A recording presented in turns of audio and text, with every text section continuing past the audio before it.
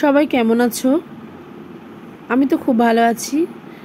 গরমটা ভীষণ পড়েছে আবার, তাই আজকে তোমাদের সামনে নিয়ে চলে এসেছি একটা লোভনীয় রেসিপি। দেখে কি কেউ তোমরা আন্দাজ করতে পারছো এটা কি মাছ? সত্যি বলছি, আমি কোনোদিন আনিনি, এই প্রথমবার নিয়ে এসেছি।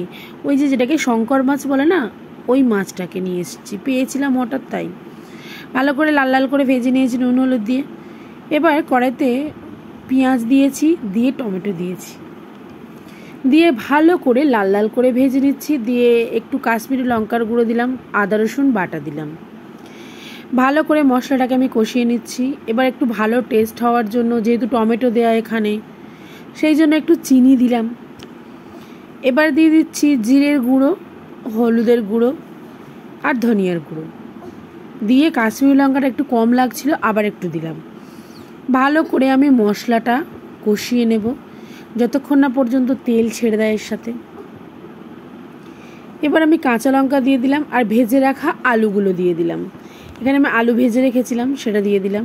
একটু গরম মশলার গুঁড়ো দিয়ে দিলাম, দিয়ে আলুর সাথে মশলাটাকে ভালো করে কষে নিলাম। নিয়ে জল ঢেলে দিলাম পরিমাণ মতো।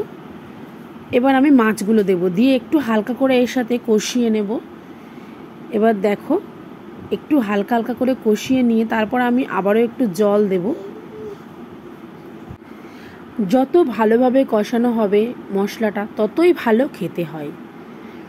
আর এখানে সত্যি বলছি, খুব ভালোভাবে আমি কষিয়েছি, আর রান্নাটা খেতেও খুব সুন্দর হয়েছিল। যারা যারা এই মাছটা খেতে ভালোবাসো না, এইভাবে করে খেয়ে দেখবে, দারুণ হয় খেতে।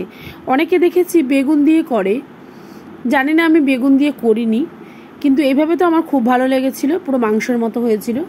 এবার আমি জলটা পরিমাণ মতো দিয়ে একটু হালকা গ্রেভি গ্রেভি থাকবে, এবার আমি নামিয়ে নেব, নিয়ে পরিবেশন করব।